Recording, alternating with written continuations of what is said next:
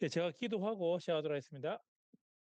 하나님 참 감사합니다. 또 이렇게 기독교 교육과 미디어 연구를 우리가 통하여서 하나님의 다음 세대 아이들에게 또 어떻게 하면은 하나님 말씀을 잘 전할 수 있을지에 대해서 배우고자 합니다. 특히 오늘은 사회적 기초에 대해서 우리가 배워서 이 사회와 또 교육이 어떻게 연결되는지, 특별히 또 이를 통하여서 미디어와 어떻게 연결되는지 우리가 살펴보게 해주시고, 또 주의 말씀을 이 시대에 또 아이들에게 유연하게 잘 전할 수 있는 도구가 되도록 도와주시옵소서.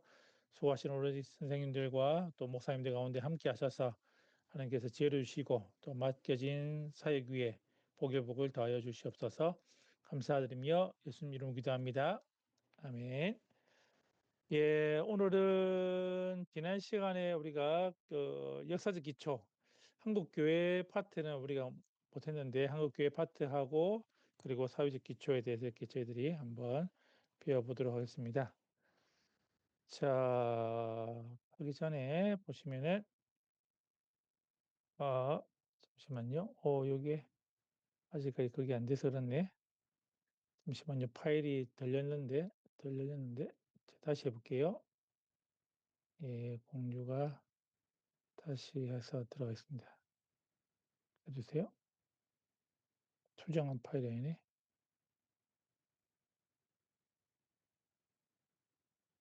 여기 아니고 이 파일을 해야 된다.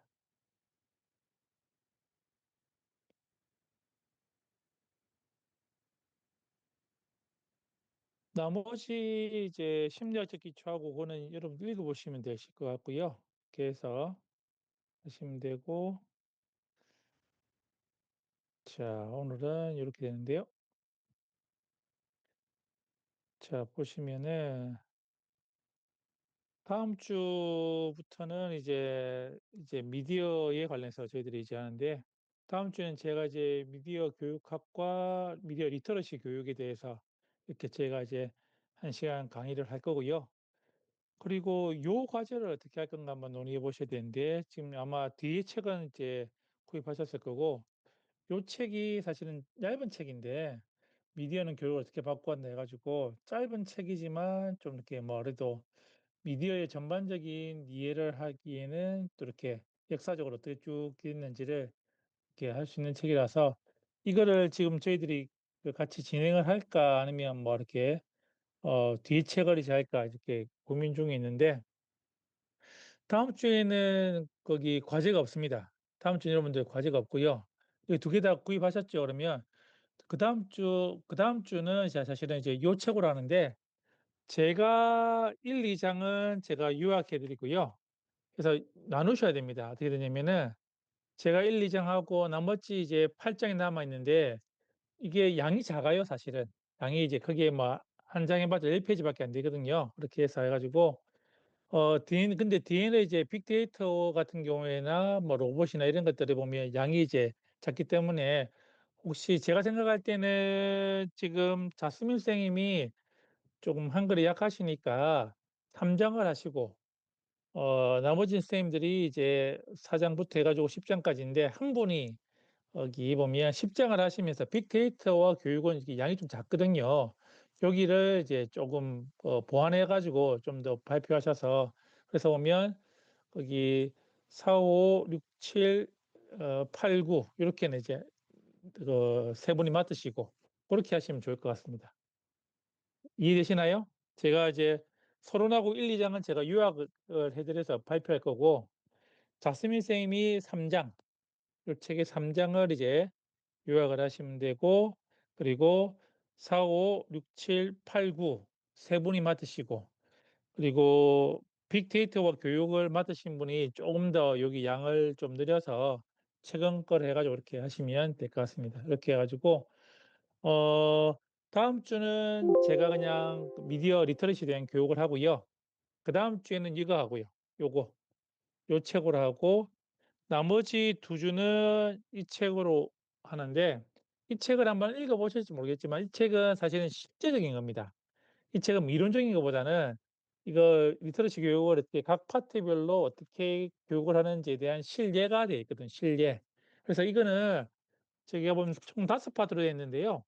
한 분씩 한 파트씩 맡아 가지고 책을 요약하실 필요는 없고 중요한 이 키워드들을 정리하시고 그것들을 우리 교회 교육 쪽에 어떻게 접목할 수 있는지 그런 것들을 여러분들이 그냥 개인적으로 한 30분 정도 그렇게 이제 거기 책을 정리하시고 이렇게 요약하셔서 이렇게 정리하시고 그냥 교회 교육이 어떻게 이렇게 파트가 이렇게 접목될 수 있을지 해서 어 첫째 날은 3 분, 둘째 날은 2분 이렇게 해 가지고 여러분들이 제가 볼 땐 자스민 쌤께서 첫 번째 파트를 하시는 게 나아요. 이게 제가 볼 때는 이제 여기가 첫 번째 파트 이렇게 1 장을 하시는 게 낫고요. 나머지 분들 4 분이 이제 나누어서 하면 되는데 이게 뭐 크게 책의 흐름대로 쭉 흘러가는 게 아니라 각각의 영역대로 이렇게 흘러가게 돼 있거든요. 예를 들면은 뭐 어떻게 활용할지에 대해서 가지고 그렇게 되기 때문에 강화 교육, 뭐 미디어 수용 교육, 창의적 미디어 교육 해 가지고 이게 실제적으로 미디어 교육을 일반 학교에서 어떻게 하는지를 이거를 거기 적어 놓은 책이기 때문에 여러분들이 보시고 이렇게 한 파트씩 해서 이렇게 예 정하셔 가지고 발제 형태로 하시면 되겠습니다. 이해되시죠? 우리 김성경 목사님께서 좀 정리를 해 주셔 가지고 그렇게 해서 각각이 어느 파트를 할지 그렇게 뭐 나눠 주시면 되겠습니다. 그렇게 하고 그렇게 되면 다음 주 11 일은 제가 미디어 리터러시에 대해 강의를 해 드리고 그 18 하고 25 일은 이제 18일 날은 이제 우리가 이 책으로 우리가 정리를 하고 25 일과 12월 2 일은 보시면은 이제 저기 이 책으로 이제 정리가 되고 제가 알기로는 16일 날이 아마 기말고사인데요. 9일 날은 여러분들이 기말 과제가 사실은 이제 거기 어 보면 이제 어 요게 이제 기독교 교육 또는 교회 교육에서 미디어 교육 특별히 리터러시도 괜찮고 미디어 교육에 관한 1 차시 여러분들이 이제 뭐 강의안을 만들어 보시는 건데요. 제가 볼 때는 발표 시간을 한 20 분씩 하셔 가지고 12월 9일 날 다 같이 이렇게 발표를 해 보시면은 그러면은 저희가 5 명이니까 한 100 분, 1 시간 반 딱 이렇게 되겠네요. 그렇게 해 가지고 정리를 하면은 안 되겠나 싶습니다. 그래서 보면은 요 책을 읽으시다 보면은 각자 파트에다 읽으시다 보면은 '아 뭐 미디어 교육을 요렇게 하면 되겠구나.'라고 좀 이렇게 감이 오실 겁니다. 그렇게 하고 아니면은 뭐 기독교 교육과 또 이렇게 미디어와 관련된 뭐 다른 교육이라든지 이런 것들을 해서 1 차시 정도 시간은 제가 볼 때는 한 20분 정도 강의할 수 있도록 그렇게 해 가지고 마지막 과제를 하시면은 그러면 안 되겠나 싶습니다. 그러면 아마 학기 전체적으로 마무리가 될 것 같은데 그렇게 해서 정리하시면 좋으실 것 같습니다. 이해되시는가요? 다음 주는 과제가 없고요. 그다음 주는 요 책으로 우리가 쭉 한번 훑고 2 주는 이 책으로 쭉 이제 실제적인 거를 훑고 그리고 마지막 째 주는 개인이 그러면 이제 한 차시 정도 한 20분 정도 각각이 미디어 교육을 어떻게 할 건지 기독교 교육과 미디어 교육이 어떻게 연결해서 교회에서 이렇게 접목할 건지 뭐 그런 것들을 이제 정리하시면은 '되겠다.' 이렇게 싶습니다. 그럼 이해되시죠? 교수님, 예. 그 미디어 교육을 어떻게 바꾸었나에 관련된 수업은 예. 11일 날 한 번만 있는 예 거고, 11 일 한 번만 하는데 이게 요약 책이 짧기 때문에 요약 과제를 발 그 아니요. 11일 날은 없습니다. 11일 날은 제가 그냥 미디어 리터러시에 대한 교육을 해 드릴 거고요. 11일 네. 날은 보면 11일 날은 제가 요 강의를 할 겁니다. 미디어 교육학과 리터러시 교육에 대한 강의를 11일 날 다음 주에 하고요. 18일 날 이 책 여러분들이 이제 나누어서 그렇게 해 가지고 1-2 장은 제가 하고 3 장과 10 장은 한 분씩 하고 나머지 2 개, 2 개, 2 개는 3 분씩이 해서 하시면 되겠습니다. 제가 요약했던 것들을 올려 드릴 테니까요. 뭐 이렇게 간략하게 해서 보면 요 책은 이제 요약해 가지고 넘어가시면 되거든요. 하루 만에 다 하실 수 있습니다. 그렇게 해 가지고 우리가 넘어가고 그렇게 해서 하고 그리고 어 25 일하고 25 일과 12월 2 일은 이 책으로 우리가 강의를 여러분들이 이제 발제 형태로 강의를 하고 12월 9 일은 마지막 여러분들이 이제 거기에 한 차시 정도 기독교 교육과 미디어 관련된 거기 강의안들을 PPT도 좋고요. 그렇게 해 가지고 교회에서 어떻게 우리가 할 것인가라는 것들을 해서 여러분들이 발제를 하시면 되시겠습니다. 이해되시는가요? 아마 요 책을 보시면서 다양한 방법들이 나오기 때문에 그 방법들을 어떻게 교회에 접목할까라는 것들을 해서 여러분들이 거기 요 책을 요약하고 적용했던 것들을 이제 거기 교회판으로 이렇게 바꾸시면은 그러면 크게 어려움 없이 아마 과제를 하실 수 있을 겁니다. 그래서 제가 볼 때는 그렇게 하시면은 되겠다. 그러면 12월 9일날 최종 마무리하고 뭐 16일 날은 여러분들이 거기에 했던 것들을 잘 정리해서 마지막 발표 과제 정리해서 주시면은 제가 보고 이렇게 학점을 드리도록 하겠습니다. 예. 지난 학기 보시다시피 보면 출석이 제일 중요합니다. 출석이 제일 중요하고 웬만한큼 다 잘 따라오시기만 하면은 이제 이렇게 쭉쭉쭉 되니까 그래서 보셔서 이렇게 하시면 되겠습니다. 예. 자, 한번 요 이야기를 한번 해 볼까요? 우리가 교회학교를 다니면서 뭐 즐거웠던 일, 기억에 남는 일 혹시 있었다면 짧게 짧게 한 가지씩 한번 이어 볼까요? 혹시 기억에 남는 일, 교회학교 초, 중, 고, 대, 초, 중, 고, 대 이렇게 하면서 여러분들이 어떤 좋은 기억들이 있습니까? 우리 김용규 목사님 혹시 예, 뭐 어떤 전 기억이 있으신가요? 처음 갔던 겨울 여름 수련회인데 중학교 예. 1 학년 때 여름 수련회를 처음 참석했거든요. 예. 학생부에. 거기 예. 갔다가 물에 빠져 죽을 뻔했습니다. 안 좋은 기억이네. 네, 예. 그래서 그건 이제 무서운 기억인데. 예, 우리 예. 그 예. 전도사님이 "첫날은 절대 물에 들어가지 마라." 그렇게 예예. 얘기했는데 형들이 다 들어가 있더라고요. 예예. 근데 따라 들어갔는데 깊은 물이었습니다. 그래 가지고 아이고. 빠져서 죽을 뻔했는데 예. 그 예. 형들이 머리를 잡고 이렇게 당겨 줘 가지고 아이고. 그래서 예. 살아남았는데 그날 예수님 영접을 했습니다. 아이고. 예. 진짜 뭐 되셨네요. 예. 아이고. 예. 그 수련회 때 하니까 제가 이제 중학교 때인가 저희는 진짜 그 고등학교 형이 죽었습니다. 거기 강림산 기도원 아시죠? 부산 사시는 분들은 예, 강림산 압니다. 기도원이 예예. 거기 큰 계곡 있지 않습니까? 그게 예. 지금은 이제 그게 좀 그런데 옛날에는 그게 비가 오면 개울이었거든요. 비 어. 올 때 그래 가지고 건너가지 말았어야 되는데 자꾸만 그렇게 하는데 이제 거기 고등학교 형이 이제 그냥 자신 있다 가다가 그냥 떠내려가 가지고 거기 돌아가셔 가지고 그때 수련회 엉망진창 돼 가지고 했던 기억이 있습니다. 예. 아이고야. 예. 혹시 다른 분 우리 자스민 혹시 교회 학교 다닐 때에 어릴 때부터 교회를 다니셨다면 혹시 뭐 기억이 있습니까? 우리도 보통 그 캠프 수련회 이런 거 예. 갔을 때 예. 되게 일들이 많았어요. 하나는 예. 그 자전거로 일 주일 동안 그 약간 돌아다니면서 이렇게 여행했는데 오. 산속에도 해 봤는데 저도 죽을 예. 뻔했습니다. 너무 어. 힘들어서. 근데 다 마치고 예. 너무 그때 하면서 사람들 다 네. 너무 힘들었는데 마치고 네. 너무 뿌듯했어요. 애들 다. 어. '아 우리 했습니다.' 어. 그래도 어. 살아있네요. 약간 그 느낌이었어요. 그래서 같이 예. 그 자기 리밋으로 이렇게 넘어가는 그 경험 너무 좋았어요. 어.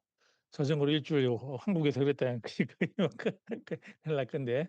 예. 예. 감사합니다. 우리 박성규 목사님 혹시 기억 남는 일 있습니까? 성탄절 때 예. 이제 친구들이랑 올라이트 했던 요즘 올라이트. 없는데 예. 잊지 네. 못하는 그 추억이 있죠. 올라이트 할 때 네 되게 예. 흥미진진했죠. 예. 아이고 밤새도록 노는 거 좋습니다. 우리 김성경 목사님은요?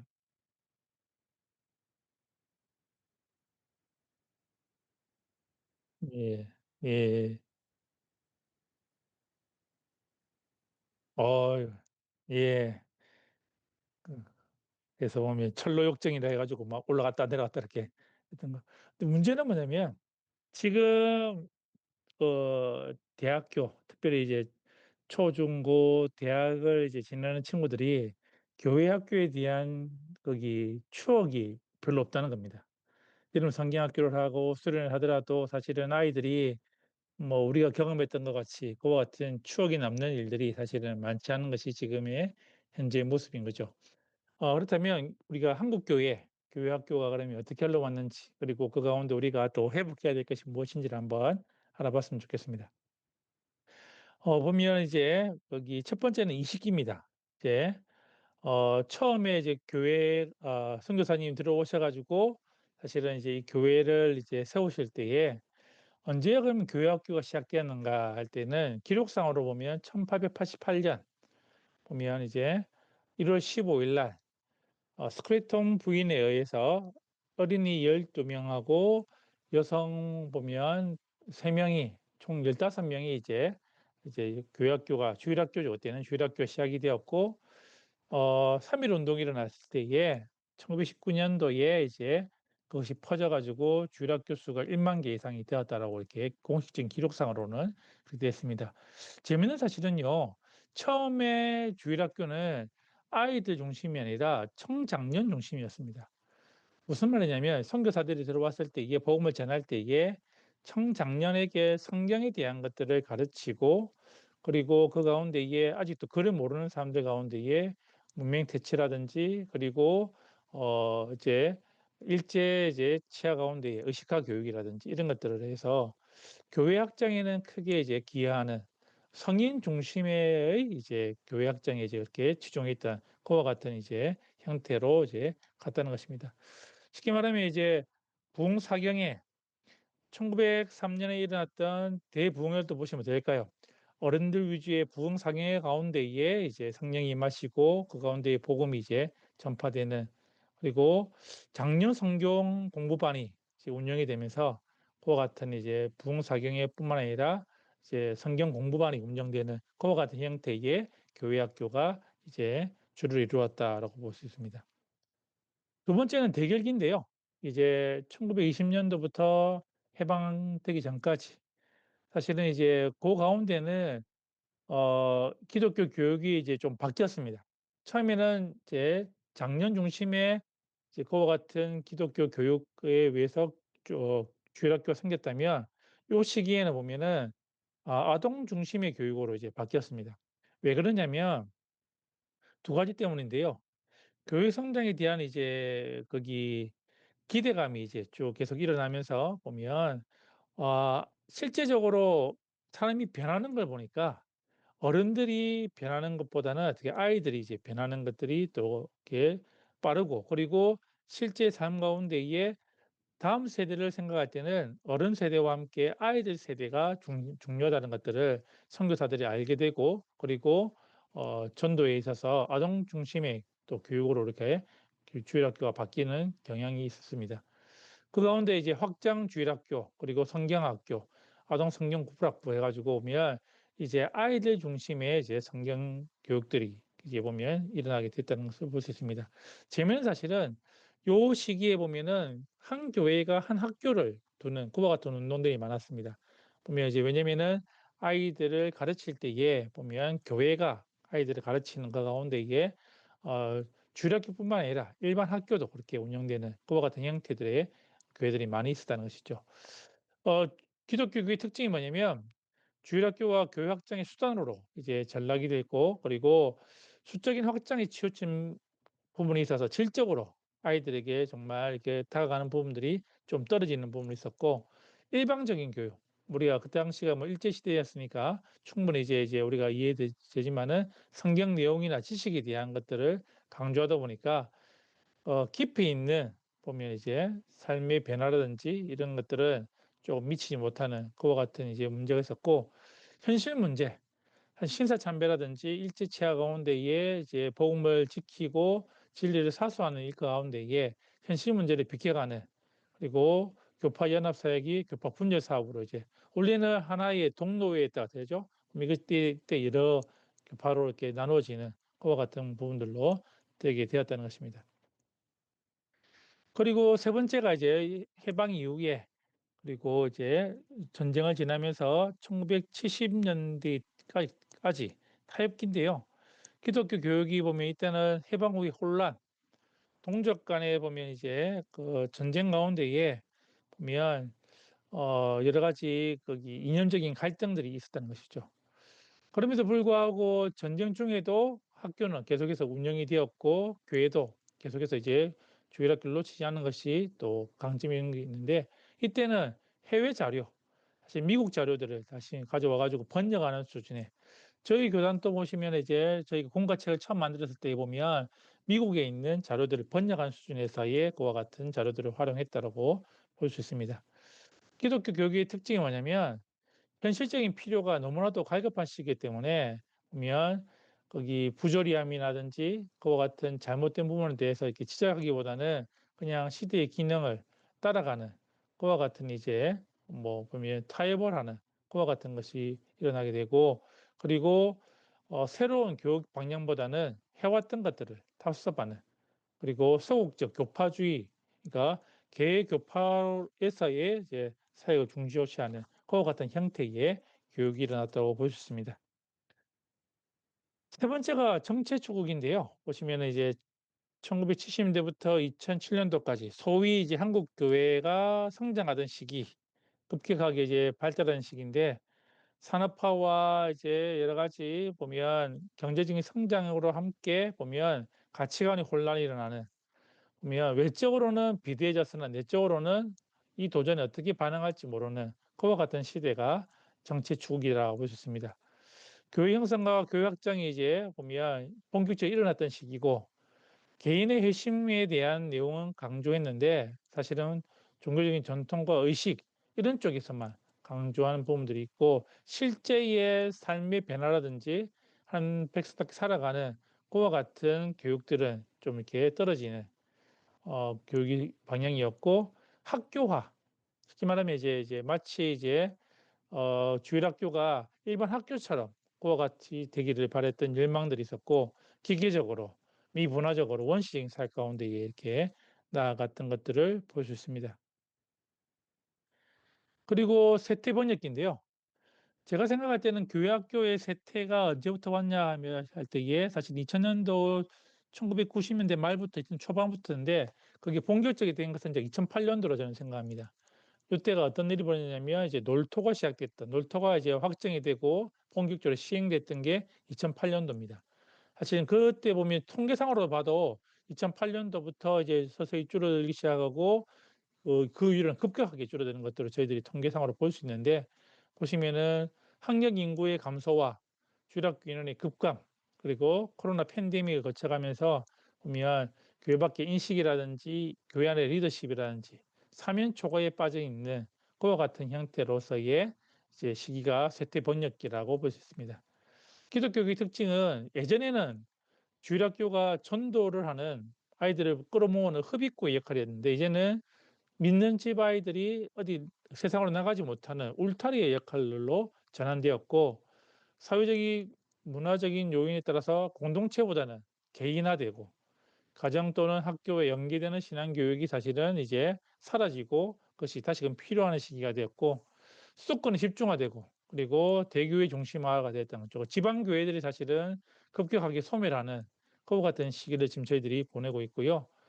문화적 그리스도인에 따라서 가난한 성도들, 이제는 교회에 안 나가는 성도들, 믿음은 있지만은 교회에 나가지 않는 그와 같은 성도들이 증가하고 있고, 시대의 변화에 따라서 다양한 이제 교육 방법들이 요구되는 것이 지금의 현실의 문제라는 것입니다. 쇠퇴 번역기인데 사실 이것을 다시 이제 반전시키는 작업들을 우리가 해야 되는데 쉽지 않은 부분이 있지만은, 그래도 우리가 지금 마지막 남은 기회를 생각하고 이 일들을 우리가 열심히 할 필요가 있다라고 생각합니다. 자, 정리를 하면요. 한국 교회의 기독교 교육에 있어서 보면 지금 필요한 것이 무엇인가 할 때에 교회 형성에서 기독교 신앙과 문화 형성으로, 사실은 이제 교회 안에서의 이제 교육도 중요하지만 전체적인 문화 변혁들, 그러니까 기독교 신앙을 따른 이제 문화를 형성하는 그와 같은 부분들이 이제 병행돼야 될 뿐만 아니라 성경 내용이 아니라 성경적 삶으로 우리가 바꾸는 작업들을 해야 되고, 학교 형태가 아니라 공동체 형태로 우리가 다시 바뀌어야 됩니다. 세상에서 사실은 이제 줄 수 없는 것들이 교회 안에서의 나눔과 돌봄으로 공동체로서의 형태로 우리가 전환시켜야 되고, 기계적인 조직이 아니라 유기적으로 서로가 정말 소통을 할 수 있는 그와 같은 부분들로 우리가 나아가야 된다라고 볼 수 있습니다. 그래서 이제 지난 시간에 여러분들 쭉 한번 우리가 초대 보면 이제 이스라엘부터 쭉 이제 전체적으로 우리가 교육을 쭉 살펴봤는데 역사적으로 중요한 게 뭐죠? 신약 시대도 그렇고 구약 시대도 그렇고 사실은 기독교 교육의 1 번지는 변함이 없었다는 것입니다.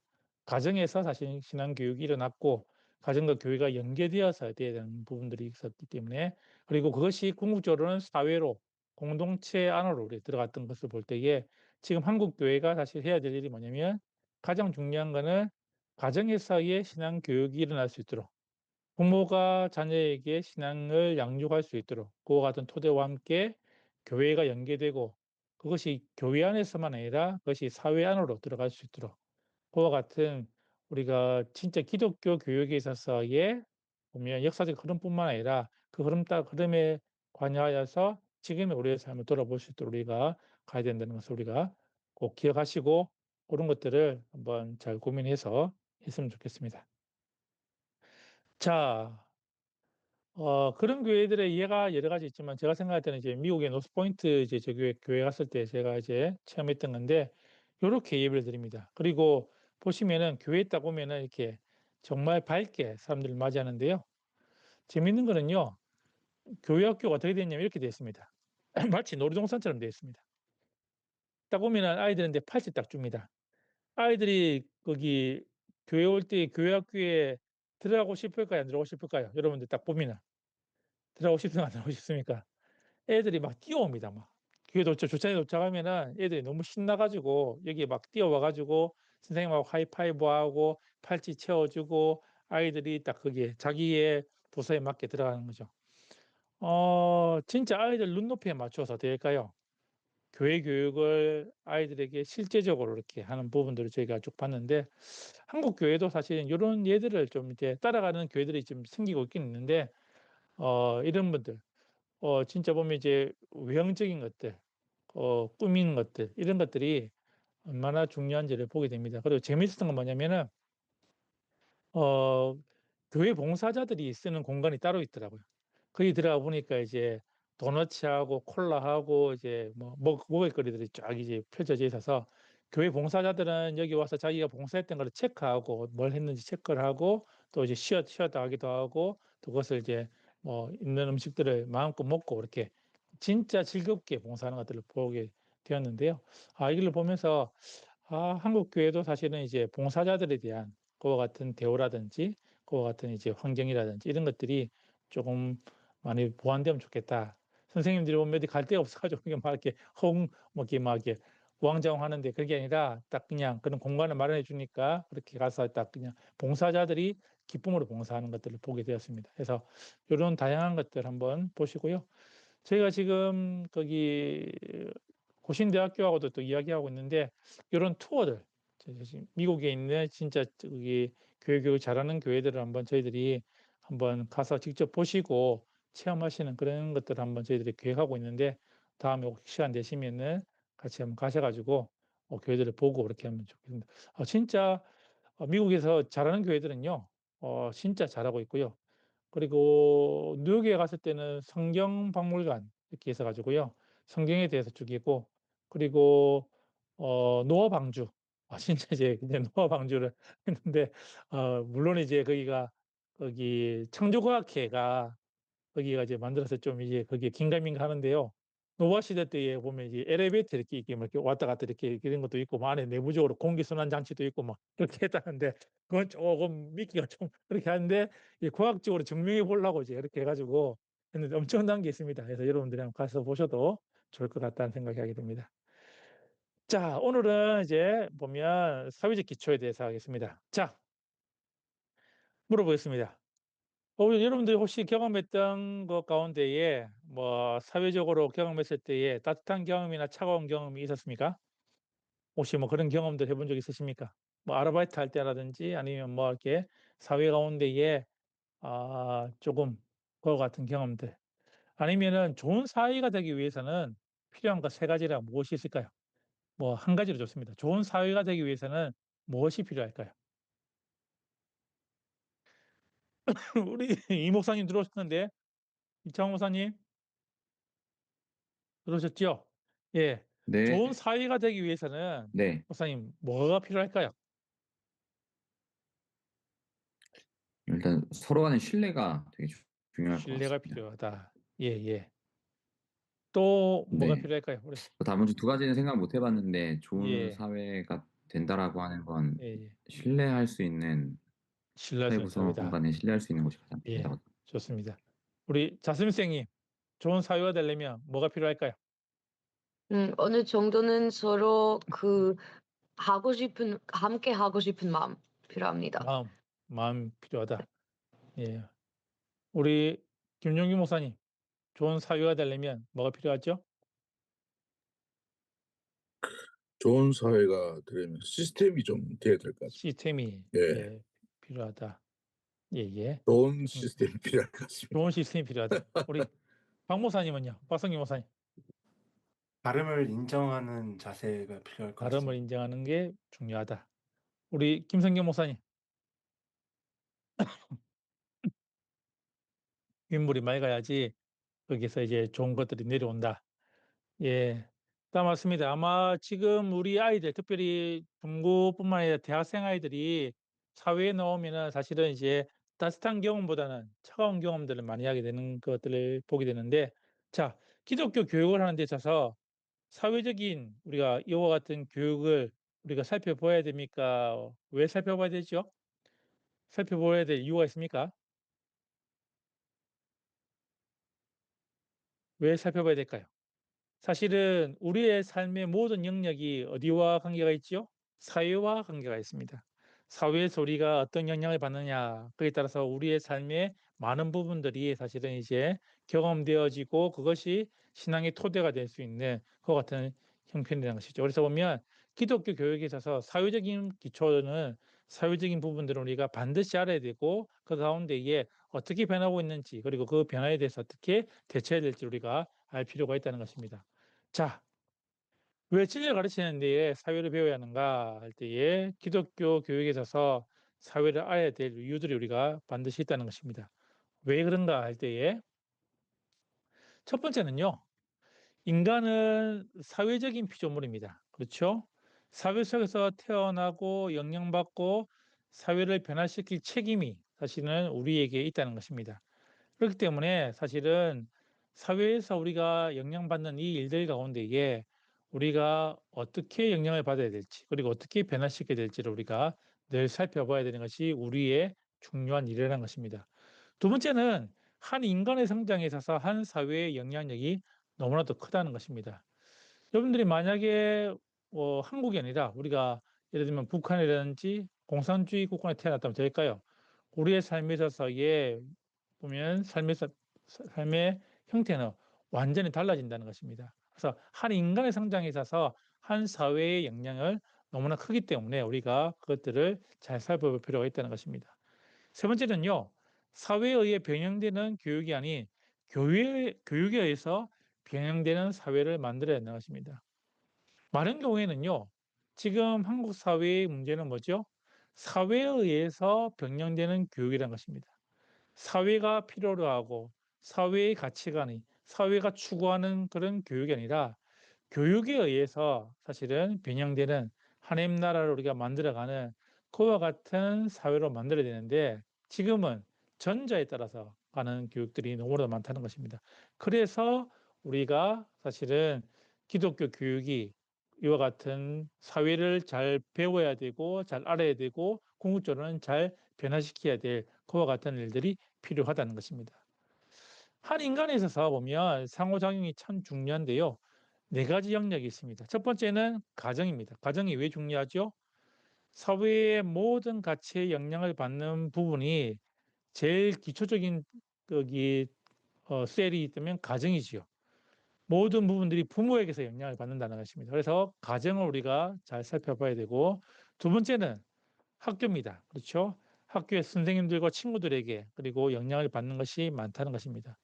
세 번째는 교회입니다. 그렇죠? 그러면 교회에서의 신앙의 교육들이 그것이 나머지 영역 가운데에 어떻게 바라보는 척도가 될 수 있는 것도 우리가 만들어야 되고요. 마지막은 사회입니다. 그렇죠? 보면 우리가 사회를 생각할 때에 정말 어떤 사람들이 모여 있는 것이 우리 여러분들이 말했던 것처럼 어떤 신뢰할 만한지 어떤 그와 같은 사회를 만들 것인지에 대해서 우리가 고민할 필요가 있다는 것입니다. 자, 그렇다면 이와 같은 사회는 지금 어떻게 변하고 있을까요? 인구 변화인데요. 재미있는 사실은 우리가 생각할 때 우리가 보면은 지금 인구가 우리나라나 이제 다른 나라들 보면 인구가 이제 줄어들고 있는데요. 놀라운 사실은요. 지금 세계 인구는 기하급수적으로 늘어나고 있다는 것입니다. 자, 무슨 말일까요? 코로나 전에는 우리가 보통 뭐 60억 이렇게 했는데요. 지금은요 70억입니다. 보면 좀 있으면 80억으로 올라갑니다. 자, 여전히 지금 인구는요 기하급수적으로 늘어나고 있다는 것입니다. 자, 그런데 어떤 변화가 있죠? 보면 이제 80억까지 올라가는 그와 같은 형태로 이제 쭉 인구가 올라가는데요. 선진국에서는 인구가 줄어듭니다. 그렇죠? 소위 말하는 이제 뭐 경제적으로 부유한 나라들은 보면 인구가 줄어드는데, 근데 반대로 산업화 국가에서는 못한다고요?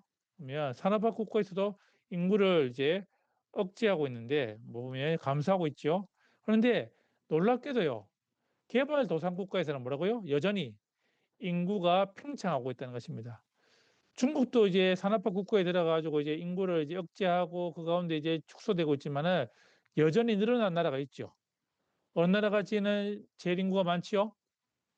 어느 나라가 인구 제일 많습니까? 지금 인도가 막 개발도상국가에서 대거 계속해서 늘어납니다. 인도네시아, 동남아 보면 될까요? 지금 인구가 계속해서 팽창하고 있다는 것입니다. 여전히 인구는 이제 팽창하고 있고 현재 80억에서 2050년이 되면 뭐 많기로는 120억까지. 사실은 이제 우리는 인구가 줄어드는 나라는 이제 이민 정책을 통해서 이제 인구를 받아들여야 되는 형편이지만은 지금 개발도상 국가는 여전히 아프리카를 중심으로 해서 지금 보면 인구가 계속해서 팽창하고 있는 것을 우리가 볼 수 있습니다. 특별히 14지창 이 지역에서 보면은 인구가 여전히 폭등하고 있는 그와 같은 형태로 우리가 볼 수 있다는 것입니다. 그와 함께 인구가 이제 늘어나는 것과 함께 또 하나의 변화가 있다면 독신 인구가 늘어나고 있다는 것입니다. 보시면 이제는 독신 인구가 이제는 뭐 4가구당 1가구 정도 이렇게 이제 우리가 추측하기로 하는데 쉽게 말하면 이제 보면 4사람당 1가정은 보면 독신 가정으로 되어 있습니다. 자, 왜 이런 같은 독신이 되는가라고 할 때에 보시면은 첫 번째는 경제적인 편의주의입니다. 보면 편의주의 영향으로 결혼을 안 한 인구가 증가한다는 것이죠. 특별히 지금 이제 2030 세대가 보면 이와 같이 본인이 이제 경제적으로 이제 뭐 불편함이 없을 때는 어떻게 할까요? 굳이 결혼을 안 하는 그와 같은 이제 인구가 증가하는 것이 있고요. 또 하나는 가정 파괴, 이혼 인구가 엄청나게 증가하고 있습니다. 그렇죠? 보시면은 뭐 혼인보다는 더하죠. 이혼이 또 거의 대등하는 보면은 이제는 TV를 켜면 될까요? 그러면은 이제는 뭐 이렇게 이혼한 것이 전혀 부끄러운 일이 아니라 요즘은 뭐 돌싱들이 나와가지고 서로 이제 뭐 만나면 이야기도 하고 그와 같은 것들이 보면 당연시되는 그와 같은 이제 시대로 가는 것이죠. 또 하나는 뭐냐면 인간 수명 연장으로 이제 보면 이제 과부나 호랍이 보면 이제 노인의 이제 독신 인구가 늘어나고 있다는 것입니다. 쉽게 말하면은 이제 보면 어 이제는 어 굳이 우리가 혼자 독신을 할 때는요. 이와 같이 다양한 이유들이 있다는 것입니다. 세 번째는요. 인구 변화 가운데는 보면 노인 인구가 늘어나고 있다는 것입니다. 지금 부산 같은 경우에는 이미 뭐 이제 뭐 초고령화 사회로 진입했고 이제 고령화 사회로 들어갔죠, 이제. 그래 돼 가지고 이제 완전히 이제 사회가 바뀌는 도시가 완전히 바뀌는 그와 같은 형태로 되고요. 그리고 2060년 되면은 인구 비율이 44%, 쉽게 말하면 이제 2명 중에 1명이 이제 보면 노인이 되는 그와 같은 형태로서의 이제 사회로 완전히 달라진다는 것입니다. 왜 노인 인구가 늘어나냐 할 때에 보면 두 가지 요인이 있는데요. 보시면은 첫 번째는 의학 기술의 발달. 보면 이제 기대 수명뿐만 아니라 평균 수명이 이제 이렇게 늘어나고 영양 상태가 호전되는 그와 같은 가운데에 이제 점점 노인의 수가 증가하는, 그리고 한국 교회도 마찬가지로 이제 보면 이제 노인 성도들이 증가하는 그와 같은 이제 이유들이 이제 발생하는 것을 보게 됩니다. 자, 그렇다면 인구 변화뿐만 아니라 보면 한국 사회는 지금 어떤 세대를 가지고 있는가 할 때에 지금 보시면은 어 1, 2, 3, 4, 5까지 있는데요. 하나 더가 있죠. 알파 세대까지 포함한다면 지금 우리는 보면은 적어도 5 세대, 많게는 6 세대까지 이렇게 됩니다. 뭐 빌더 세대부터 해 가지고 쭉쭉 나와 있는데요. 보시면은 뭐 이렇게 재미있는 표현은 묻지 마라 세대, 베이붐 세대, X 세대, 밀레니엄 세대, Z 세대인데, 묻지 마라 세대는 사실은 이제 빌더 세대는 이제 어떠냐면은 이제는 요 세대는 이제 어느 정도 이제는 이제 조금만 더 지나가면은 이제 보면 이제 다 돌아가시게 되는, 한 세대가 흘러가게 되는, 지금 보시면 이제 베이비 부머 세대부터 이제 알파 세대까지 우리가 쭉 이제 있는데, 인구 비율도 그렇고 보시면은 이제 오히려 윗세대가 더 많아지는, 그리고 다들 사회적인 경험들이 각각 다른 세대로 이렇게 형성이 되어 있다는 것입니다. 첫 번째 보시면은 이제 우리가 빌더 세대라 하는데요. 이 세대는 이제 1940 년대에서 50 년대 이전에 출생했던 분들로, 이분들은요 보면 했던 일이 뭐냐면 기관, 쉽게 말하면 교회라든지 교육기관이라든지 교파라든지 봉사기관이라든지 기관들을 세웠다는 것입니다. 이들은 특징이 뭐냐면 제도에 헌신했습니다. 부부간의 갈등이 있어도 절대로 뭐라고요? 보면 이혼이라든지 이런 것들을 하지 않았고, 오히려 보면 명예를 중요시하는 그와 같은 이제 형태의 이제 세대인 것을 볼 수 있습니다. 그리고 책임감 때문에 사실은 이제 보면 섬기는 그와 같은 형태의, 그래서 아마 여러분들 교회 가운데서도 보시면은 요 세대 분들은 진짜 책임감, 자리 하나 지키는 것은 절대로 뭐 이렇게 뭐가 있더라도 뭐예요? 교회를 떠나지 않으시고 딱 그 자리를 지키시고 책임감이 투철한 신세대가 요 세대인데요. 이분들의 특징이 뭐냐면 안보주의자입니다. 이분들은 보면 6.25를 뭐 이렇게 일제 강점기에 태어나시긴 하셨지만은 뭐 이렇게 어릴 때 경험일 뿐이지 사실 그거를 이제 직접 경험하지 않는데, 대신에 6.25 전쟁 같은 경우 어떻게 하죠? 사실은 이분들이 몸소 체험했고, 그리고 또 좀 젊으신 분들은 이제 보면 월남전까지 그와 같이 보면은 안보에 대해서는 절대 양보할 수 없는, 저희 아버지하고도 이야기해 보면은 사실은 아버지가 보면은 이제 거기 안보에 대해서는 뭐 거기에 절대 없으십니다. 왜냐면은 저희 아버지가 이제 그 월남전에 갔다 오셨기 때문에 전쟁을 치러셨던 분, 공산주의자들과 그와 같은 것들을 했을 때는 그런 것들은 전혀 이제 그게 체험적으로 그분들이 이제 아시는 세대이기 때문에 그와 같은 세대라고 볼 수 있습니다. 그리고 권위주의자시고요. 대신에 근금 전략, 진짜 허투루 돈을 쓰시지 않는 그와 같은 세대가 보면 이제 빌더 세대, 전통 세대라고 볼 수 있습니다. 그다음 세대가 보시면 이제 부모 세대, 베이비 부모인데요. 보시면은 1950 년대 이후부터 64 년대까지 이때는요 보시면은 이제 2차 대전 이후에 6.25 전쟁 이후에 보시면은 45 년, 50 년으로 고치면 좋겠네요. 보면 부모들이 뭐예요? 보면 다산, 엄청나게 이제 아이들을 많이 낳는 이제 시기였죠. 저희 아버지도 12 형제의 12번째 거거든요. 막내시거든요. 저희 어머니도 8남매의 장녀시고, 보통 그때는 한 6, 7명 낳는 것이 이제 이거는 대부분의 이제 그런 시기였기 때문에 그렇게 하는데, 조직에 참여하는 것을 거부합니다. 왜냐면은 요 시기에 어떻게 했죠? 경험들이 보면 잘못 조직에 가담했다가 될까요? 보면 큰 일을 당하는 그와 같은 일들이 있었기 때문에 보면 이제 그와 같은 것이죠. 어 빌더 세대는 보면 제도에 헌신했는데, 사실은 이 부모 세대는요 관계에 헌신합니다. 기관이 아니라 프로그램이 아닌 목적에 보면 서로의 관계에 의해서 보면 친밀한 관계에 의해서 헌신하는 그와 같은 세대라는 것이죠. 그래서 보시면은 한국 교회가 요 세대가 사실은 이제 성장할 때에 같이 성장했던 이유가 이와 같은 관계, 이와 같은 이제 목적이 이제 중요시되어서 한국기와 이제 같이 성장했던 부분들이었습니다. 개인적 만족 때문에 생깁니다. 이 앞에 세대는 뭐예요? 제도의 헌신하고 책임감 때문에 있는데 요 세대는 개인적 만족감 때문에 생기는 그와 같은 이제 좀 차이점이 있다는 것을 볼 수 있고요. 교육률이 높은 가족주의자, 그리고 근면성실하여 있고 안정을 추구하는, 그리고 이제 앞에 세대와 뒤에 세대를 중재하는 그와 같은 중재자라는 것입니다. 옛날에 여러분들 여기 베이비 부모하고 앞에 세대 보시면은 보시면 이제 여기 빌더 세대에 있을 때는 옛날에 할아버지 할머니 걸어가시면은 누가 먼저 걸어가셨을까요?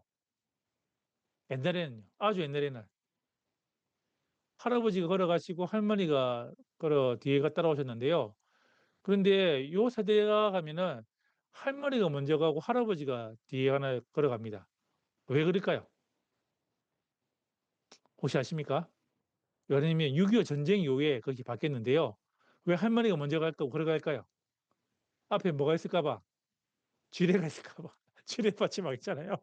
그러니까 할아버지가 뒤에 가고 할머니가 앞에 가서 이 터지는지 안 터지는지 이제 보려고 이제. 그래서 보면 옛날에는 제가 보면 이제 앞뒤가 바뀌는 이유가 이제 그랬다는 이유도 이렇게 있는 이야기 들은 적이 있습니다. 그리고 맞는 것 같더라고요. 옛날에는 할아버지가 갔는데 할머니가 앞장서오는 이제 그와 같은 시기도 있었다라는 것도 우리가 볼 수 있습니다. 다음 세대는요, X세대입니다. 보면 이제 1965년부터 79년까지. 사실은 이제 X세대 같은 경우는 미국에는 버스 세대라는데요. 요때는 보시면 자기 중심적, 제도나 관계 때문에 아니라 뭐예요? 자기가 중심입니다. 그리고 TV 역량. 요때는 뭐죠? TV에서 무언가 나오면 뭐예요? 그걸 따라하는 경향. 저도 X세대인데 보면은 요때는 뭐죠? 보면 이제 TV에서 보면 이제 거기 뭐 연예인들이나 이런 것들 보면 이제 따라하는 모방 심리들이 많았고요. 구속과 틀을 거부하고 마치 이제 럭비공 같이 튀는, 보면 이때 보면 어른들이 막 걱정했던 시기였죠. 보면 옷도 지 맘대로 입고 마치 히피처럼 입고 다니고, 그리고 막 자유롭게 생각하고 행동하는 그와 같은 형태로 있었고요. 보면 소비에 민감한, 보면 이제 뭐 무엇을 사거나 아니면 어떤 것을 이제 뭐 벌어들이기 위해서 사기 위해서 보면 일을 하는 그와 같은 형태에 의해서의 세대가 X세대다. 디지로고로 하고 독립주의자라고 말하고 문화선도자, 보면 진보주의자. 그래서 보면 요 세대가 지금은 이제 뭐 이렇게 뭐 40대, 50대 요 이제 세대가 되긴 했지만은 사실은 이제 그 시기 X세대가 보면 요 같이 문화로서는 완전히 이제 앞 세대와는 전혀 다른 그와 같은 세대가 되었다라고 볼 수 있습니다. 다음 세대가 보면 Y세대인데요. 보면 1328 세대라고 할 수 있는데 중독된 세대라고 할 수 있습니다. 보시면 이제 전형적인 이제 거기 N 세대라고 컴퓨터를 이제 보면 인터넷을 이제 이게 이때는 이제 자유롭게 썼던 요 시기가 보면 이제 인터넷이 나오고, 그리고 이것을 이제 활용하는 그와 같은 시기였고요. 직선적이고 보면 감각적인, 그리고 유행에 더 민감한, 오히려 서구적인 사고 가운데에 라이프 스타일에 거부감이 없는 그와 같은 이제 형태의 이제 가고 보면 광고 같은 게 여기까지 보면 이해하는 것이 아니라 뭐예요? 이들은 느끼는 것. 그렇게 광고들을 이제 보고 물건도 그렇게 사고 그와 같은 것이 있는데, 예전에는 세대에서는 뭐 커서 뭐가 되려면 이제 아이들이 뭐 과학자라든지 대통령이라든지 이런 게 있는데, 요 Y 세대 물으면 될까요?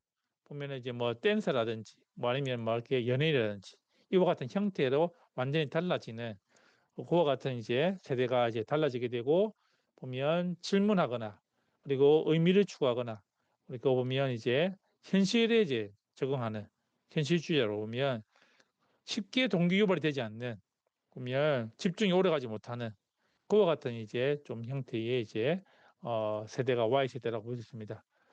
X 세대 같은 경우에는 사실은 제일 중요한 게 뭐냐면 워크맨이었습니다. 워크맨 아십니까? 워크맨 쓰셨던 분들은 사실은 이제 저하고 이제 비슷한 세대인데, 보면 이제 그 테이프로 이제 듣고 되는데, Y 세대 같은 경우에는 이제 보면 이제 인터넷으로 이제 보면 PC 통신이나 이런 것들을 하던 세대가 이제 되고 Z세대는 완전히 이제 다른 세대가 되는 것이죠. 지금은요 보면 MZ세대라고 하죠. 보면 2000년대 이후에 태어났던 부모인 X세대 영향으로 이들은요 보면 경제관념이 엄청나게 뛰어납니다. 왜 뛰어날까요? 부모인 X세대가 뭘 체험했죠? 보시면은 X세대가 보면 중학교, 고등학교 시절 때에 보면 IMF를 경험했습니다. 그 가운데 깨달았던 게 뭘까요? 아, 살아가는데 제일 중요한 게 신앙이 아니라 뭐라고요? 돈이 제일 중요하다라는 것을 몸소 체험했던 세대가 X세대입니다. 그 세대가 이제 애를 낳았을 때에, Z세대를 낳았을 때에 경제적인 관념에 대해서 잘 강하게 가르치고 있고, 그리고 그것에 영향을 받아서 경제관념이 아주 강하고요. 유튜브 크리에이터의 영향으로 보면 재미를 추구하고 짧고 자극적인 영향에 익숙한 영상 사고를 이렇게 합니다. 그러니까 쉽게 말하면 지금은 이제 뭐 이렇게 짤방이라 하죠. 쇼츠라고 그러는데 그와 같은 이제 영상들에 이렇게 보면 익숙해져 있고 풍족한 소비보다는 개념 소비, 자신을 표현하는 개성이 이제 강하고요.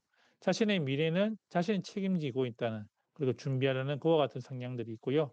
그래서 보시면 요 세대는 경제관념이 뛰어나고 그리고 감각적이고 영상적인 사고를 한다라고 이렇게 볼 수 있습니다.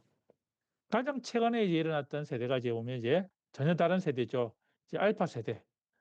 이들은 태어나면서부터 책으로 배우는 게 아니라 디지털로 이제 배우고 이미지로 이제 배우고 콘텐츠로. 그러니까 지금 우리가 X세대라든지 이제 Y세대와는 또 Z세대와는 전혀 다른 세대가 이제 알파 세대가 이제 오고 있는 것을 우리가 볼 수 있습니다. 자, 이들은 관계는 어떻게 형성이 되어 있을까요? 재밌는 거는요. 베이비 부모부터 밀레니엄 세대까지는 치열하게 경쟁했던 시대입니다. 그렇죠? 보면 정말 이제 이것이 이제 엄청나게 이제 보면 이제 경쟁했던 시기인데 그 가운데 제가 부모와의 관계에 있어서 그렇게 썩 좋은 것 같은 왜냐면은 치열하게 살다 보니까 부모도 치열하게 살고 애들도 치열하게 살다 보니까 될까요? 가족 간에 부모 간에 사실은 이제 끈끈한 것은 있긴 있지만은 친밀하지는 않다는 것이죠. 그런데 지금은 어떠실까요? S세대의 부모와 Z세대는요. 친근하고 편합니다. 그렇죠? 보면 아이들을 대할 때에 그들의 부모와는 전혀 다르게 아이들을 키우고 그리고 한둘이니까 될까요? 오히려 더 그것들을 애지중지하는 그와 같은 세대고요. 밀레니엄하고 알파 세대는요. 그 친구처럼 지냅니다. 부모가 자녀들이 보면 이제 그와 같이 보면 더 자녀 중심의 교육으로 이렇게 이게 형성되어 있다는 것이죠. 그래서 지금 기독교 교육에 있어서 우리가 부모 교육만 잘 된다면 사실은 요 세대가 보면 부모 교육을 우리가 잘하기만 하면 될까요? 알파 세대 같은 경우에는 그 부모의 신앙이 자녀에게 이어질 수 있도록 더 이렇게 효과적인 세대 간 형성이 일어날 수 있다는 것입니다. 그렇기 때문에 우리가 교육에 있어서 요 밀레니엄 세대를 어떻게 우리가 지금 이제 말하는 이제 사실은 이제 뭐 30, 40 세대겠죠. 그 세대를 우리가 어떻게 잘 양육하느냐가 사실 뒤에 있는 알파 세대들이 자라남에 있어서 이게 중요한 키포인트가 될 수 있다는 것입니다. 그래서 그런 부분들을 우리가 살펴볼 필요가 있다. 자, 세대로 우리가 쭉 이렇게 살펴봤고요. 그러면 사회적인 특성이 뭘까라 했더니 사실은 첫 번째는 부의 숭배, 그죠? 소비주의를 우리가 들 수 있습니다. 21세기의 사회는 우리가 뭐 잘 알다시피 뭡니까? 요즘은 TV만 켜면 핸드폰만 켜면 뭐죠? 보면은 다 뭐 물건을 파는 그리고 마치 사야 되는 마치 사지 않으면은 내가 손해 볼 것 같은 모든 것이 소비되는 사회 가운데 있다는 것입니다. 그래서 보면 부를 숭배하고 부의 개인적인 사용 몇 될까요? 보면 이제 그와 같은 돈을 더 많이 버는 것이 제일 중요한 이제 그와 같은 사고방식이 되었고요. 그리고 상업주의 사고 보면 이제 결혼하는 이유도 그리고 직장을 구하는 것도 보면 모든 것이 뭐 계산되어져 가는 그와 같은 사고로 이렇게 되는 것입니다. 궁핍의식 그렇죠 보면 남들보다 늘 비교하면 뭐예요? 내가 더 가졌다는 생각보다는 뭐예요? 덜 가졌다는 생각들이 더 많다는 것입니다. 그리고 크고 좋은 쇼핑몰 요즘은 쇼핑몰도 가지 않지요. 요즘은 이제 모든 것이 이제 온라인상으로 이제 이렇게 되는 것들을 볼 수가 있는데 필요가 아니라 뭐예요? 취미로서의 쇼핑입니다. 그래서 꼭 필요한 것이 아니라 그냥 내가 과시하기 위해서 내가 취미로 사는 그와 같은 쇼핑들을 하고요. 이것은 오히려 젊은 층일수록 뭐예요? 저가이지만은 그와 같은 것들을 하고 저희 딸 같은 경우에도 보면 일주일에 한 번씩 가는 곳이 있습니다. 어디에 갈까요? 스트레스 풀러 애가 가는 곳이 있습니다. 어디 갈까요? 고등학생입니다. 참조로. 다 예. 있어? 다 있어? 맞습니다. 다이소입니다. 다이소. 올리브영입니다. 그래 가지고 얘가 왜 이렇게 다이소 자주 가냐니까 스트레스 풀려면은 가야 된대요. 필요가 아니라 뭐예요? 그냥 뭔가 사려고. 사서 어떻게 해요? 그걸 이제 그 스트레스 풀려고 하는 것이 보면 이제 요즘의 형태고 그리고 쇼핑 중독으로 일어나고 그리고 돈의 흐름에 따라서 뭐예요? 보면 인구 이동이라는 그리고 빛으로 거의 살아가는 카드로 이제 살아가는 그와 같은 형태의 삶이 이제 보면 지금의 소비 형태라고 볼 수 있습니다. 두 번째는요. 과학기술의 발달입니다. 정보의 속도, 정보의 양 이제는요. AI가 들어오면서 될까요?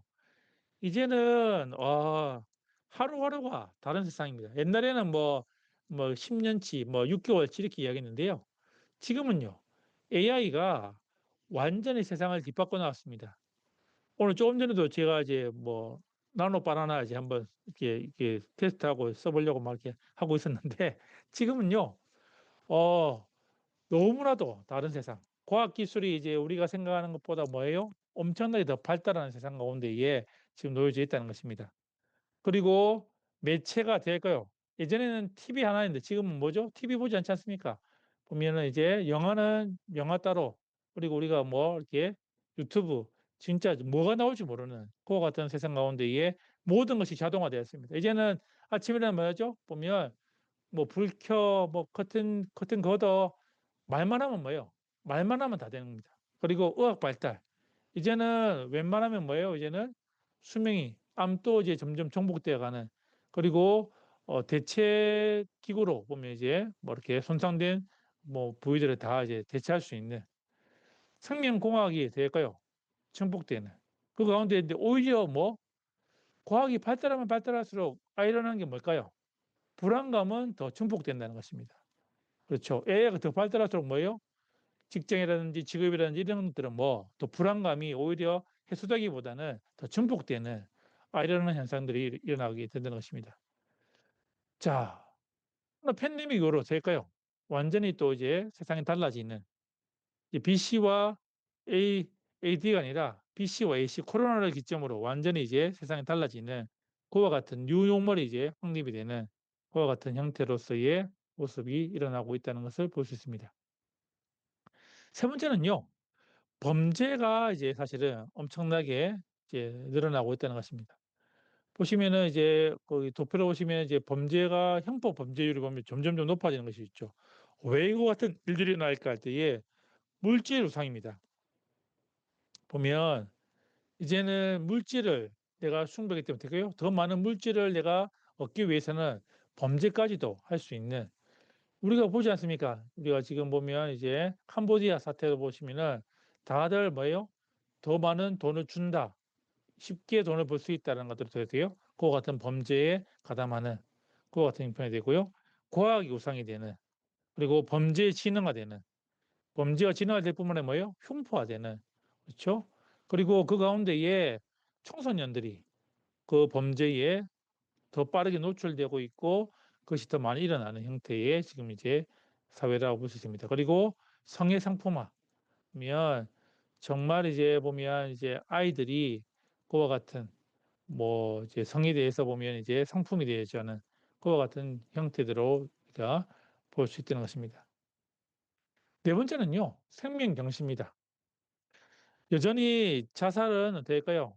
한국 사회 가운데의 아픈 손가락이죠. 특별히 저희가 보면은 30대, 40대, 거기 50대 보면 이렇게 보면 특별히 50대의 자살률, 60대 자살률이 보면 아주 높은데요.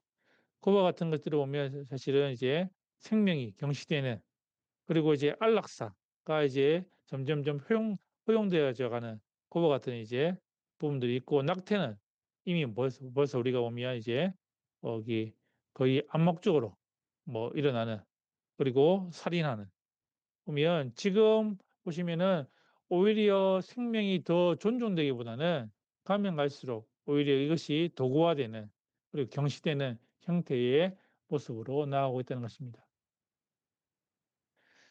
집이 없습니다. 보면 집이 없다는 말은 뭐냐면 사실은 이제 보면 가정이 사라지고 있다는 것입니다.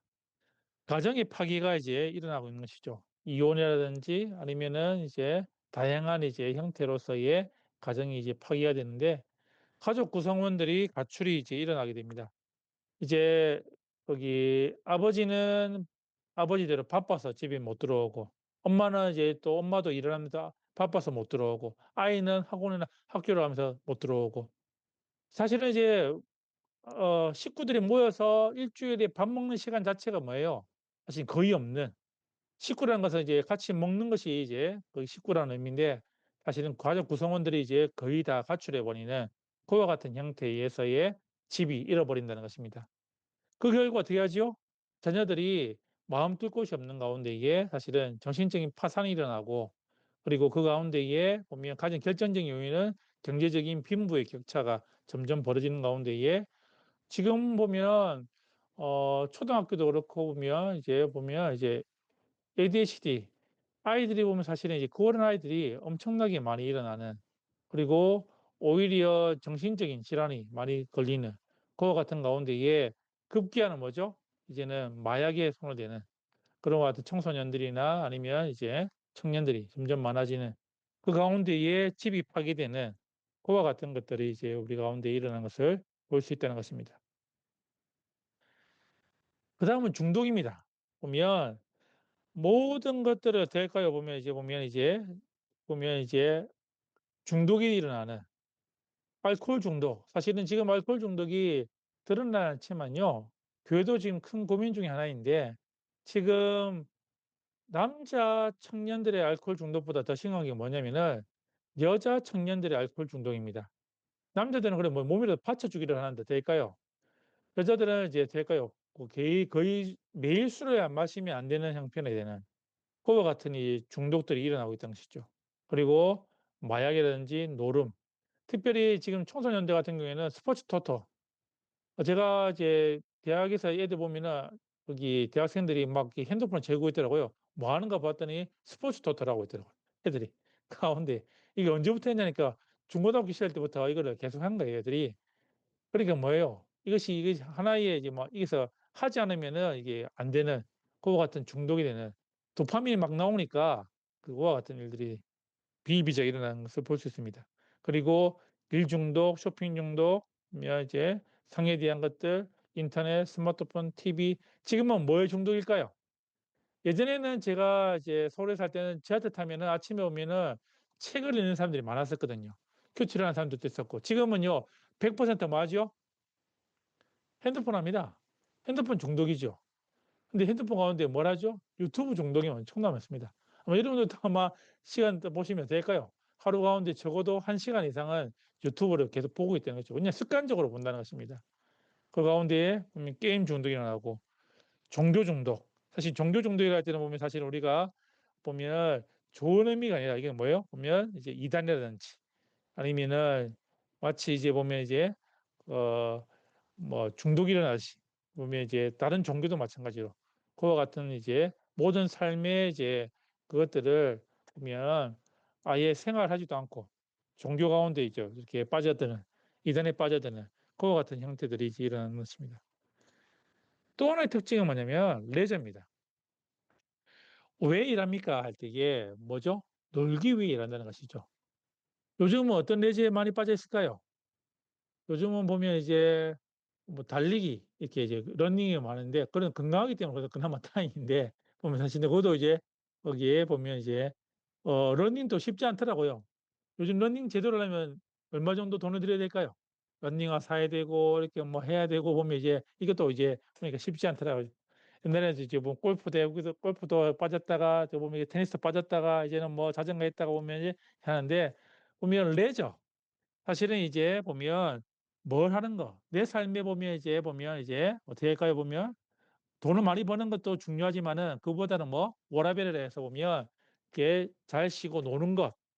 이제 일과 삶의 가치가 재미입니다. 재미. 그렇죠? 내가 보면 이제 즐기기 위해서.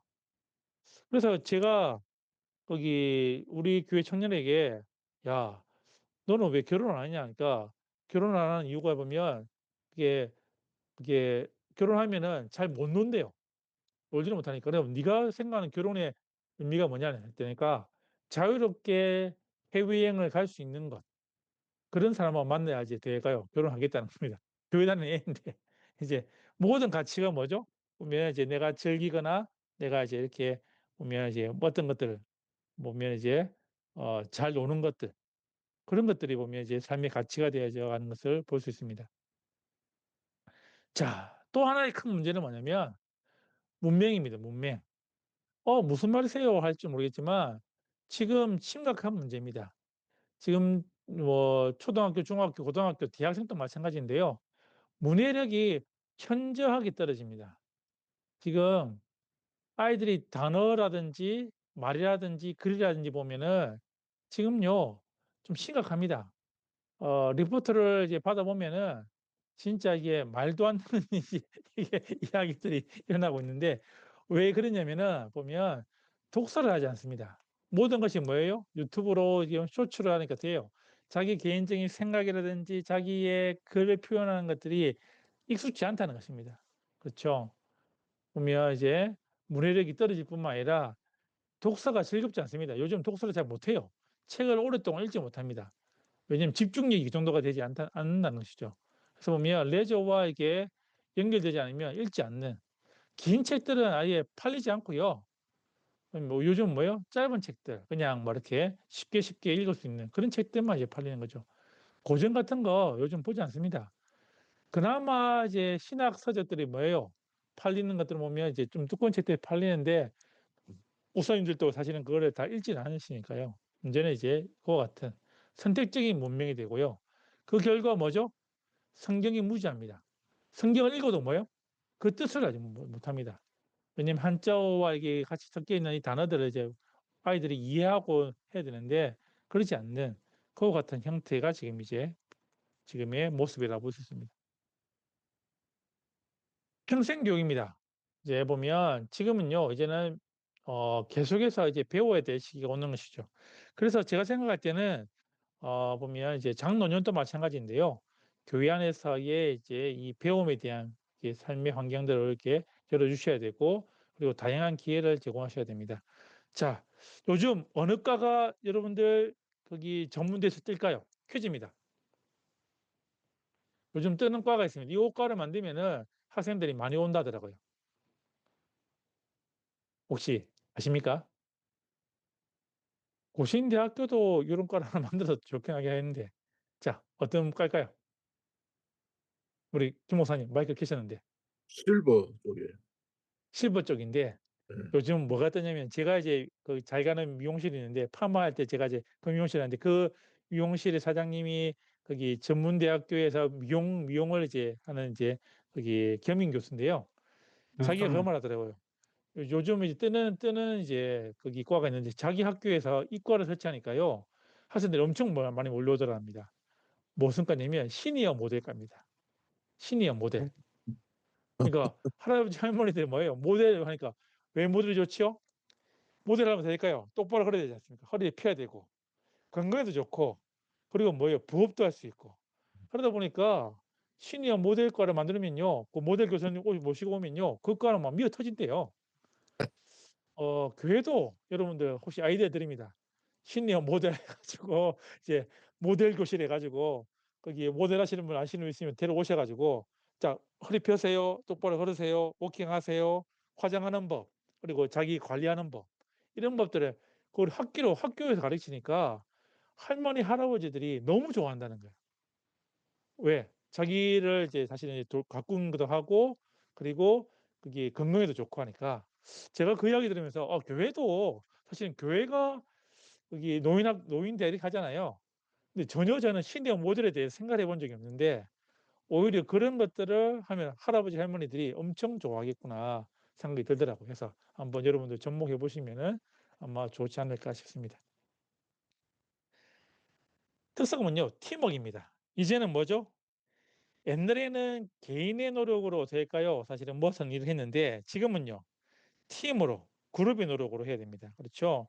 요즘은 부장 뭐 이렇게 부르지 않습니까? 팀장으로 부르는데 이제는 그룹 단위의 이제 이렇게 사역들이 일어나는 겁니다. 왜냐면은 옛날에는 많이 아는 사람, 그렇죠? 많이 경험한 사람이 이제 그냥 진짜 이제 전문가였는데요. 지금은요. 안다는 건 뭐죠? AI 치면 다 나옵니다. 사실은 전문성 때문에 존경하지 않습니다. 오히려 본업화된 그 가운데 이에 보면 이제 그룹들이 그와 같은 것들을 전문성을 확보하는 그 시대가 되었다는 거죠. 팀워크를 잘하는 사람, 팀워크가 잘 되는 그와 같은 교회, 그와 같은 이제 부서가 사실은 성공한다는 것입니다. 그래서 뭐 개인의 역량보다는 팀이 자라날 수 있도록 이렇게 하는 것이 중요하다는 것입니다. 자, 그렇다면 기독교 교육에 있어서 고려해야 될 사항들이 있습니다. 우리가 교육을 할 때 보면은 이제 이 네 가지 가정, 교회, 학교 보면 이제 정부 이렇게 보면 이렇게 이 네 가지 영역들을 우리가 봐야 되는데요. 가장 중요한 거는 가정이죠. 가정은 보면 근원적인 기관입니다. 그렇죠? 육체적으로, 도덕적으로 자아를 형성하고 인격을 형성하고 믿음을 형성하는 그렇기 때문에 가정에서의 우리가 사실은 이제 사회적인 기초에 있어서 회복해야 될 가장 기초적인 단위는 가정이라는 것입니다. 왜요? 가정은 한 인생의 기초가 되는 교육적 기능을 여기서 다 제공을 합니다. 그렇죠? 육체적인 발달, 시선적인 발달, 정서적인 발달, 사회적인 발달, 영적인 발달이 뭐예요? 사실은 가정에서 다 이루어집니다. 그렇기 때문에 교회 교육에 있어서 제일 우리가 중요시해야 될 이제 보면 사회적인 핵심적인 기관이 있다면 가정입니다. 이 가정을 우리가 잘 돌볼 수 있는 그와 같은 이제 영역들을 우리가 잘 알고 그 일들을 시행해야 한다는 것입니다. 두 번째는요, 보면 교회입니다. 특별한 관심 그룹의 사역이 있는데요. 어떻게 하냐면 연령에 따라서, 필요에 따라서, 영적인 수준에 따라서, 사회적인 도전에 따라서 보면은 이제 그룹을 묶어 주실 때에 보면 보통은 연령에 따라서 그룹이 많이 묶여지는데요. 보면은 미국의 세드백 교회라든지 규모 있는 교회들은 보면 이것을 더 세분화 쪼갭니다. 이혼한 가정, 뭐 사별한 가정, 뭐 그런 식으로 해야든지 아니면 뭐 이제 아이들을 키우는 가운데 사실은 교회 안에 우리가 보면 이제 특별히 관심을 가져야 될 그룹들을 찾아보기만 하면은 여러 그룹들이 있습니다. 특별히 또 가정의 달 되면 될까요? 보면은 이제 뭐 깨어진 가정 같은 경우에 그것이 진짜 그들에게는 상처가 될 수 있는 부분들이 있는데 오히려 그런 부분들을 이렇게 묶어 주고 아니면 케어해 줄 수 있는 그런 것들이 필요하고요. 특별한 부모 사역. 그렇죠? 보면 이제 아이들과 함께 보면 이제 부모 학교, 그리고 부모 부서, 그리고 부모 사역. 그와 같이 이제 부모들이 사실은 될까요? 보면 이제 그 영역에 있어서의 아이들을 어떻게 케어할지, 그리고 어떻게 이거를 할지에 대해서 이렇게 해야 됩니다. 아마 다음 주에 이제 수능이 되면은 보통 어떻게 할까요? 수능일 날 교회에서 뭐 옛날에는 수능 부모 기도회 많이 했지 않습니까? 혹시 하는 교회들 있습니까? 김 목사님 어떻게 하십니까? 수능 기도회? 저희 하긴 하는데요. 예. 수능이기 때문에 요즘 안 와요. 아, 그렇죠. 보통 기도 이제 제목만 안 오고 예. 수능 치는 애들도 수시 치는 애들도 좀 많이 갈리기 많죠. 때문에 예. 한두 명이 이제 개별로 오고 예. 우리 담당자가 가서 이제 계속 대기하고는 있는데 얘기하고 있고. 예, 우리가 한 예. 지금 수험생이 10 예. 명인데 예. 그 10 명이라도 와서 기도하는 부모는 없더라고요, 거의. 그렇죠. 예. 요즘은 이제 그렇게 옛날처럼 이제 하지 않는데 사실은 이제 제가 볼 때는 오히려 수능 기도회보다는 제가 이제 고등부 할 때는 이제 한 달에 한 번 거기 수험생 부모님을 위한 그게 저희가 이제 거기 부모 교육을 했었거든요. 매월 이렇게 마지막 주 이렇게 하죠. 왜냐면 그 시기에 부모들이 어떻게 고민이 있는지 그리고 어떻게 자녀를 양육해야 되는지 그런 것들을 오히려 뭐 매월 한 번씩 모임이라든지 그런 것들을 하고 수능일 날은 제가 보면은 부모 세미나를 했습니다. 부모 세미나를 진짜 재밌게 얘기해 가지고 그냥 그 수능생 아니더라도 부모들이 와서 같이 기도하고 세미나하고 같이 웃고 이제 같이 이제 하도록 해서 좋은 세미나가 있는데요. 좋은 부모 되기라는 세미나가 있습니다. 여러분들 혹시나 다음에 이제 보면 저기 보면 어디죠? 거기 갑자기 생각이 안 나노 단체가. 보면 저기 디모데 성경연구원인가요? 보면 거기가 보면 서울에 있는데요. 하루짜리 세미나입니다. 좋은 부모 되기 해 가지고 그거를 배워보시면은 이제 수능일 날 이렇게 딱 하실 수 있는 그게 하루짜리 부모 세미나 딱 되거든요. 제가 시간별로 쭉쭉쭉 해 가지고 이렇게 했었는데 오히려 고3 부모들하고 제가 이제 그 1년 동안 쭉 이제 한 달에 한 번씩 하고 마지막 때는 보면 이제 그렇게 그때 이제 수능일 날은 그 세미나로 마무리 딱 지었거든요. 하니까 상당히 이제 그런 부분들이 좋다. 유아유치부 같은 경우에는 저희들이 고신대학교 유아교육과 교수님들이 만든 FM 스쿨이 있습니다. 그리고 중고등부 같은 경우에는 보면 이제 저기 통합 측에 박상진 교수님께서 만든 이제 또 기독교 학부모 교실 그런 책들이 다 있거든요. 그런 세미나들이 다 있으니까 활용하셔 가지고 부모들 맞추어서 이렇게 교육을 시키시면 좋다. 특별한 교육적 봉사, 사회 봉사나 학교 봉사. 사실은 봉사 개념이 사실은 교회가 많이 약해져야 되는데 여러분들 같이 전 세대가 함께 이렇게 보면 봉사하는 것들도 지역 사회뿐만 아니라 또 이렇게 해외라든지 이런 것들도 같이 선교라든지 이런 것도 하실 필요가 있다라고 이렇게 말씀드립니다. 학교, 공립학교의 복음화가 필요합니다. 지금 사실은 이제 아이들이 지금 저희 때만 해도 사실은 SFC라든지 또 기독교 단체가 학교에 들어가서 이제 CA 특화 활동들을 많이 했는데 지금은 거의 이제 그것이 일어나지 않는 그와 같은 형편인데요. 그래서 이제 공립학교를 어떻게 우리가 복음화할 수 있는지에 대한 고민들도 할 필요가 있고요. 그래서 보면은 이제 국기 계양대 기도 옛날 한때는 또 이제 그런 모임들을 해 가지고 아이들이 이제 같이 모여서 같이 기도하는 그런 프로그램도 있었고 했는데 한번 다시금 이것들을 한번 잘 고민해 가지고 전도의 도구가 될 뿐만 아니라 아이들의 이제 신앙이 이제 그 가운데 지켜낼 수 있도록 우리가 할 필요가 있기 때문에 그러려면요. 학교 구조를 우리가 변화시킬 뿐만 아니라 학교 개혁에 부모들이 적극적인 참여를 해야 됩니다. 제가 아는 동기 목사는 그 동네에 있는 거기 학교 운영위원회 거기 운영위원으로 매번 참여하거든요. 그러다 보면 될까요? 학교를 바꿀 수 있는 그와 같은 이제 힘들이 있다는 것입니다. 그래서 많은 교인들 가운데에 특히 부모들 가운데에 그런 부분들을 동참할 수 있도록 해야 되고 크리스찬 교사들을 위한 훈련들이 필요하고요. 그리고 기독교 학교 요즘 대안학교들이 많이 형성되고 있는데 그런 것도 함께 우리가 볼 필요가 있다라는 것입니다. 자 마지막 정부입니다. 정부가 사실은 이제 보면 우리가 기한한 바가 많죠. 개인의 자유뿐만 아니라 종교적인 자유들을 우리가 보장해 주고 있는데 지금은 어떻게 하죠? 여러 가지 방해하는 것들도 있기 때문에 거기에 대해서는 어떻게 할까요? 보면 우리가 사실은 주일날 시험을 치는 것들이라든지 이런 것들은 많이 없어졌지만은 그렇게 코로나 시기 때 보면 사실은 이제 너무 이제 교회에 대해서 부정적인 이야기들을 그런 나오는 것들이나 이런 것들은 정당한 우리가 사실은 이제 권리에 대해서는 우리가 이야기할 수 있는 그와 같은 부분들도 함께 고려해야 된다라는 것들을 우리가 볼 수 있습니다.